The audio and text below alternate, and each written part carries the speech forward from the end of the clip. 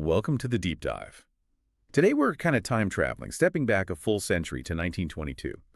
We want to explore this really dramatic moment in science. It's the culmination, really, of about 25 years of incredible progress.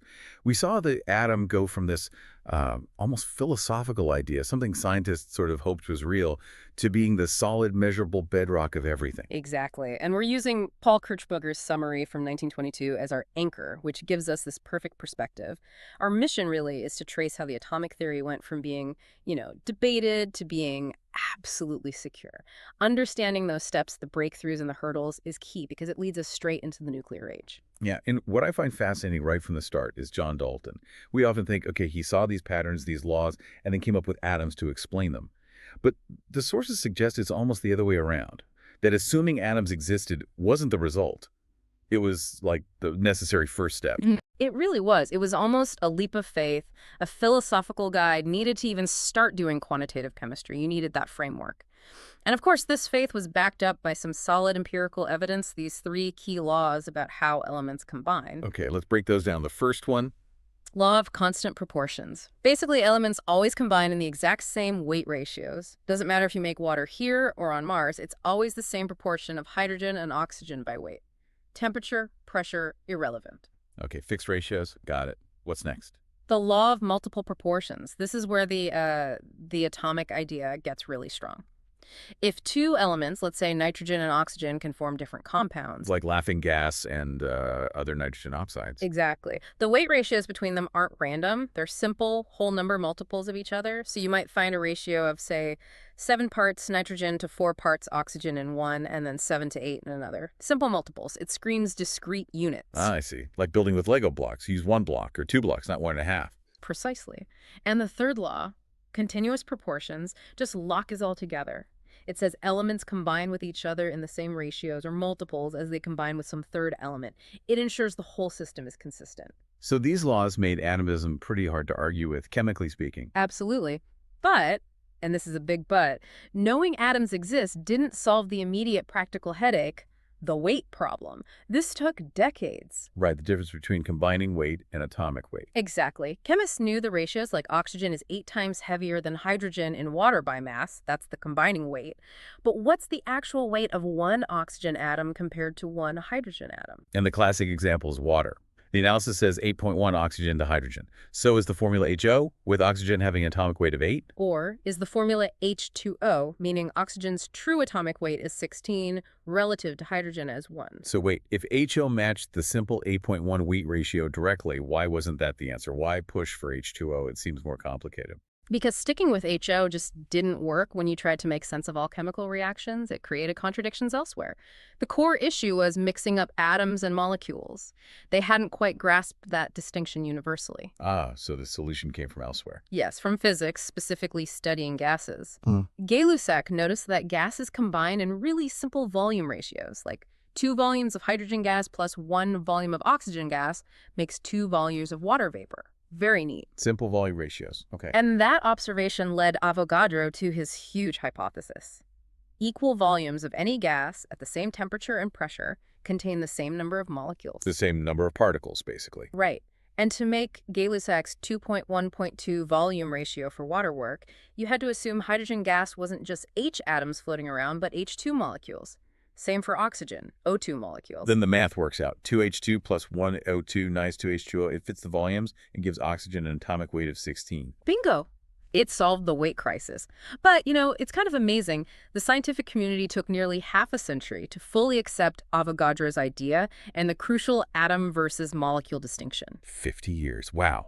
Okay, so weights are getting sorted. What's the next hurdle? Structure.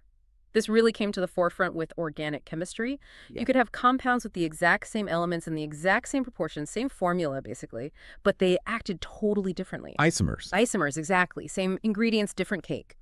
So the arrangement, the structure of how atoms were connected had to be the key. And how did they tackle that? Well, early chemists like Gay-Lussac noticed these groups of atoms, which they called radicals, that seemed to stick together through reactions, like cyanide, CN, acting as one unit. Or Liebig and Wohler's benzoyl radicals, C14H10O2, these chunks of atoms. Right. It suggested internal connections. This evolved into the idea of valency, pushed by people like Franklin, Cooper, and Kekulé. The idea that each atom type has a fixed number of hooks or bonds it can make. Carbon, for instance, is tetravalent. It makes 4 bonds. And Kekulé's big idea was that carbon could link to other carbons, forming That- chains and rings. Yes. And that culminated in his famous structure for benzene, a 6-carbon ring. This wasn't just descriptive, it was predictive. Based on that ring structure and the rules of valency, Kekulé could predict exactly how many different isomers you'd get if you substituted, say, 2 hydrogens on the ring. And he was right. So the model wasn't just explaining, it was predicting things you could go and test in the lab. That must have been huge. Immense. It cemented the idea that atoms link up in specific spatial ways. Okay, so the chemical atom is established, its weight system is stabilizing, and we understand structure matters. What's next? Organizing it all. Exactly. Part 2, the periodic system. With reliable atomic weights finally available around 1870, Lothar Meyer in Germany and Dmitry Mendeleev in Russia, independently, had the same brilliant idea. Arrange the elements in order of increasing atomic weight. And patterns emerge.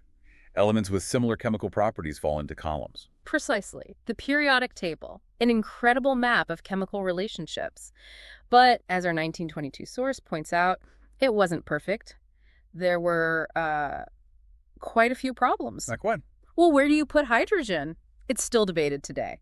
The rows or periods were different lengths. There were these weird half periods, and they needed an 8th column to group metals like iron and nickel together. And the rare earths. Oh, yeah, the housing shortage, as Kirchberger calls it. You had 16 elements, all chemically very similar, that basically had to be crammed into just 2 spots on the main table. It looked messy. Didn't they sometimes have to sort of cheat on the ordering by weight? They did. The most famous case is tellurium and iodine. Tellurium is slightly heavier, but chemically it absolutely had to come before iodine to fit in the right column group, so they swapped them, violating their own organizing principle. Which suggests weight isn't the ultimate defining property. Exactly. That was a huge clue. The system worked despite these flaws because the real underlying pattern was valency, how elements bond. That property showed clear periodicity, even if the weights were occasionally awkward. There was even a rule of thumb. An element's maximum valency towards oxygen plus its valency towards hydrogen often added up to 8. But the thing that really made everyone pay attention was Mendeleev's predictions, right? Oh, absolutely spectacular. He saw gaps in his table and boldly predicted the existence of unknown elements to fill them. He didn't just say, something goes here. He predicted their atomic weights, their densities, their chemical behavior, things like gallium, scandium, germanium. And when they were actually discovered later, matching his predictions. It was a stunning triumph. The table went from being a useful classification to a tool that revealed nature's hidden order. It was almost like scientific prophecy. And then the noble gases showed up. Right, another confirmation. Lord Rayleigh noticed in the 1890s that nitrogen from the air was a tiny bit heavier than nitrogen made chemically. That discrepancy led to the discovery of argon and then helium, neon, krypton, xenon. The inert gases. Completely inert, 0 valency. And where did they fit? Perfectly. In a brand new column 0, slotting right into the existing structure without breaking it. It just reinforced the power of the system. Okay, so chemically, the atom is sorted, organized. Now, part 3. Yeah. What are these atoms actually doing? The physics perspective. Right. We shift focus to the kinetic theory of gases. The idea that heat isn't some weird, invisible fluid, the caloric theory, but it's simply the energy of motion of these atoms and molecules. They're constantly whizzing around. An old idea, but now getting mathematical rigor. Exactly. And it gave powerful quantitative predictions. It explained obvious things like diffusion smells spreading out and gas pressure hitting the walls of a container. But it also predicted something quite specific. The ratio of specific heats. What's that exactly? It's about how much heat energy you need to add to raise a gas's temperature by 1 degree. It turns out you need more heat if you let the gas expand, keeping pressure constant, than if you keep its volume fixed. The ratio of these 2 heat capacities depends directly on how many atoms are in each gas molecule. For monatomic gases like mercury vapor, where it's just single atoms flying around, the theory predicts the ratio is exactly 53. For diatomic gases like oxygen, O2, it's lower, about 75. For more complex molecules, it's lower still. Wait, so you measure something purely physical, how much a gas heats up, and it tells you something purely chemical, how many atoms are bonded together in its molecules. That's the power of it. Physics confirming chemistry, linking the macroscopic world of heat to the microscopic world of atomic structure. It was incredibly compelling. And the speeds involved are just mind-boggling, right? Absolutely staggering. A hydrogen molecule at room temperature is moving on average around 2 kilometers per second, faster than a rifle bullet. 2 kilometers a second. Then why isn't diffusion instantaneous? Why does it take time for a smell to cross a room if the molecules are moving that fast? Because they aren't moving in straight lines for very long, the air is incredibly crowded at the molecular level. Even though a molecule is moving super fast, it only travels a minuscule distance, the mean free path, before it smacks into another molecule and changes direction. Billions of collisions per second. Hundreds of millions, easily. So the overall progress, the diffusion, is actually quite slow. It's like trying to run through an incredibly dense, chaotic crowd. Your individual steps might be fast, but your net movement is slow. This density, this sheer number of particles, must have led to the big question. Just how many are there? Precisely. If the kinetic theory is right, we should be able to estimate the number of molecules in a given amount of stuff. Joseph Loschmidt, in 1865, was the first to make a reasonable calculation based on gas properties like viscosity and diffusion rates. And he came up with a number. He did. The modern value, often called Avogadro's number now, but historically linked to Loschmidt's work, is the number of molecules in 1 mole of a substance. And it's enormous. About 60.6 times 10 to the power of 22. So 6 followed by 23 zeros, roughly. It's just unimaginably huge. How could they be sure that number was even remotely correct? Independent confirmation. That's what makes science robust. First, Van Hoff studied solutions and found that dissolved substances exert a osmotic pressure that follows the exact same laws as gas pressure. The molecules in solution behave just like gas molecules, and the calculations yielded the same huge number for the Loschmidt constant. Okay, so kinetic theory worked for gases and liquids. And then came Brownian motion, this weird, jittery dance of tiny visible particles like pollen grains in water, first noticed by Robert Brown back in 1827. For decades, it was a mystery. But it's the water molecules hitting them. Exactly.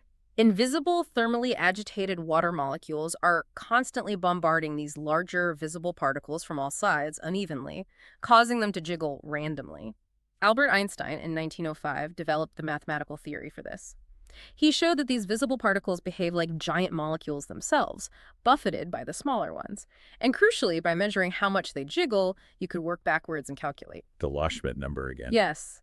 An entirely different physical phenomenon, the motion of visible specks gave a value for the number of invisible molecules that perfectly matched the results from gas theory and solution theory.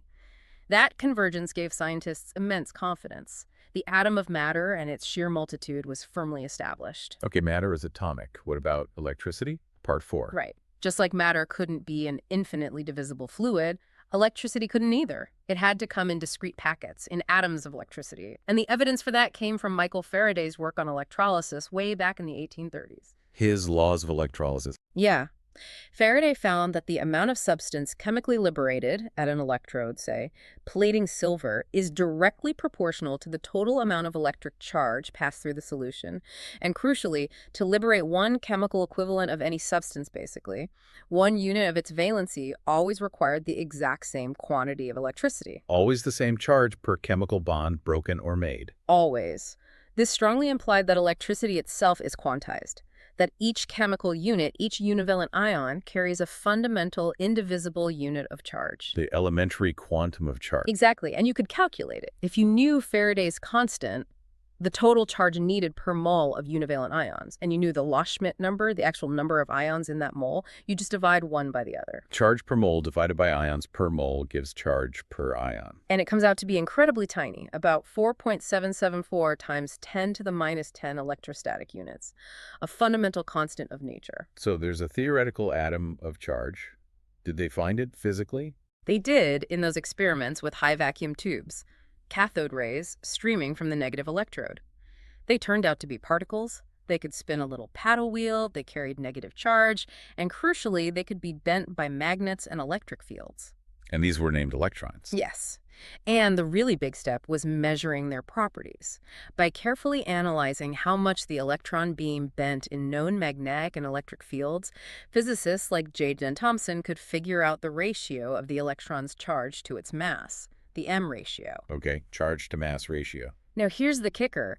They already knew the charge, E, from Faraday's work and Loschmidt's number. So if you know E and you measure them, You can calculate M, the mass of the electron itself. and what did they find? Something revolutionary. The electron's mass turned out to be incredibly, vanishingly small, about 11/1800th to 11/1900th the mass of a single hydrogen atom, the lightest known atom. Whoa, so much, much smaller than any atom. Far smaller.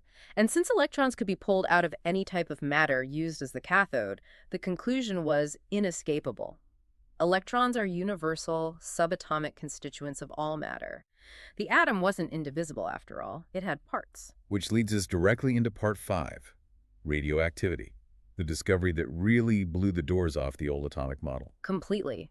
It started with Becquerel finding these penetrating rays from uranium salts, and then the Curies isolating elements like radium that were fantastically more active, pouring out enormous amounts of energy. And the energy release was the shocking part. Yes, two things. First, its sheer scale, 1 gram of radium releasing about 130 calories per hour continuously year after year, way beyond any known chemical reaction. Second, it was non-chemical. You could heat radium, freeze it, put it in chemical compounds. It made no difference to the energy output. So the energy wasn't coming from chemical bonds, it had to be deeper. Much deeper. This forced Rutherford and Soddy around 1902 to propose their really radical theory.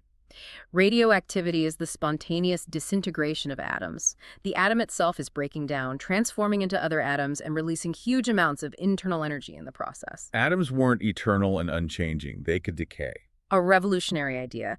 Atoms were like tiny, unstable clockwork mechanisms winding down, and they identified the emissions, the rays, using magnetic fields to see how they bent. Alpha, beta, and gamma rays. Right. Alpha rays bent one way, proving they were positively charged and weren't very penetrating. They were eventually shown to be fast-moving helium atoms, stripped of their electrons. Okay, beta rays. Bent the other way much more sharply, meaning negatively charged and much lighter. They turned out to be high-speed electrons, identical to cathode rays. And gamma rays. Didn't bend at all electrically neutral, highly penetrating. They were identified as very high-energy electromagnetic radiation, like ultra-powerful X-rays, which Röntgen had discovered just a bit earlier. So atoms were spitting out helium nuclei, electrons, and energy. How did this explain the transformation of elements? Through the displacement rule, figured out by Phajins and Soddy, this was maybe the most brilliant conceptual leap. They realized that when an atom undergoes alpha decay, Spits out a helium nucleus, which has a charge of +2. right, the remaining atom's positive charge decreases by 2, and this shifts the element 2 columns to the left in the periodic table. Okay, and beta decay. Beta decay is spitting out an electron, charge -1, from the nucleus effectively. It seems weird, but it means the nucleus's positive charge increases by 1. This shifts the element 1 column to the right in the periodic table. Wow, simple arithmetic rules governing elemental transmutation. Exactly. It was like atomic bookkeeping. And it proved, absolutely conclusively, that an element's chemical identity, its place in the periodic table, is determined not by its atomic weight, but by its nuclear charge, which we now call the atomic number. Charge determines chemistry. Weight is almost secondary. Precisely. And this immediately solved that housing shortage problem in the periodic table, especially with all the newly discovered radioactive elements. Many of them had different radioactive properties and different atomic weights, but chemically behaved identically. They belong in the same chemical box? Yes, they were isotopes. Elements with the same atomic number, same nuclear charge, same chemistry, but different atomic weights, different number of neutrons, though they didn't know about neutrons yet. Lead, for example, was found to be the stable end product of several radioactive decay chains, resulting in lead isotopes with slightly different weights, but identical chemistry. And this wasn't just for radioactive elements. No. Aston, in the early 1920s, using techniques similar to the M measurements for electrons but on positive ions, Canal rays, showed that many stable elements are also mixtures of isotopes. Chlorine, for example, with its fractional atomic weight of 35.5, is actually a mix of chlorine-35 and chlorine-37. So Prout's old hypothesis from a century earlier that all atomic weights should be whole number multiples of hydrogen was sort of right after all, if you look at the pure isotope? Pretty much. The non-integer weights were mostly due to elements being natural mixtures. Okay, so radioactivity proves atoms decay. It clarifies the periodic table via atomic number and isotopes. Uh, What did it tell us about the atom structure? It led directly to Rutherford's nuclear model. The key experiment involved firing alpha particles, those helium nuclei, from radioactive decay at a very thin sheet of gold foil. The gold foil experiment. That's the one. Most alpha particles zipped straight through, as expected if atoms were mostly empty space or had their charge spread out thinly, like the old plum pudding model suggested. But, and this was the shock, a tiny fraction, about 1 in 8,000, bounced back sharply, deflected at large angles. Like firing a cannonball at tissue paper and having it bounce back. That was Rutherford's analogy. He realized the only way to get such a violent deflection was if the alpha particle hit something incredibly small, incredibly dense, and carrying all the atom's positive charge. The nucleus. The nucleus. Rutherford calculated its maximum size had to be minuscule, around 10 to the minus 13 centimeters, while the whole atom was 10,000 times wider, around 10 to 8 centimeters. The atom was almost entirely empty space. So the model becomes A miniature solar system, a tiny, heavy, positively charged nucleus, the sun containing nearly all the mass, and orbiting it, far out in the vast emptiness, are the light, negative electrons, the planets, in just the right number to make the atom electrically neutral. That was the picture in 1922. a remarkably complete picture built up over decades. We've secured the atom, mapped it, counted it, peered inside it. But the summary ends on a cliffhanger, right? A major paradox. A huge one. The facts, especially from radioactivity and scattering experiments, absolutely demand Rutherford's planetary model of the atom. It explains so much. But the established, incredibly successful laws of 19th century physics specifically, Maxwell's theory of electromagnetism, absolutely forbid this model from existing for more than an instant. Why? What's the conflict? It's twofold. First, according to classical electrodynamics, an electron orbiting a nucleus is an accelerating charge. Accelerating charges must radiate energy continuously. Okay. So, if the electron is constantly losing energy through radiation, its orbit should decay. It should spiral rapidly inward and crash into the nucleus in a tiny fraction of a second. Atoms shouldn't be stable. All matter should collapse. Which it clearly doesn't. That's problem one. What's the second? The nature of that radiation. If the electron spirals inward, its orbital frequency changes continuously. The light it emits should therefore cover a continuous range of frequencies, producing a smeared-out spectrum like a rainbow. But that's not what we see when we look at light from atoms, is it? Not at all. Scientists had known for decades that elements emit light only at very specific, sharp, discrete frequencies or wavelengths. Think of the specific lines in a neon sign, or the thousands of sharp lines in the spectra of iron. These discrete spectra were well documented but unexplained by the classical model. The Rutherford model predicted a blur. Reality showed sharp lines. So the experimental facts demand the nuclear atom, but the fundamental laws of physics say it's impossible and predict the wrong kind of light. That's a serious conflict. It's a fundamental crisis. The physics that worked so well for large-scale phenomena was breaking down at the atomic scale. The planetary atom must exist, yet it cannot exist according to the rules they knew. So what gives? What new idea, what radical conceptual leap is needed to stabilize Rutherford's atom, explain the sharp spectral lines, and resolve this impossible conflict? Well, that leap had already begun, rooted in the work of Max Planck on heat radiation, and then brilliantly applied to the atom by Niels Bohr. The answer lies in the quantum theory. And exploring that revolutionary theory, how it rescued the atom and changed physics forever, well, that's where we'll pick up in our next deep dive. Thank you for exploring the atom's journey up to 1922 with us.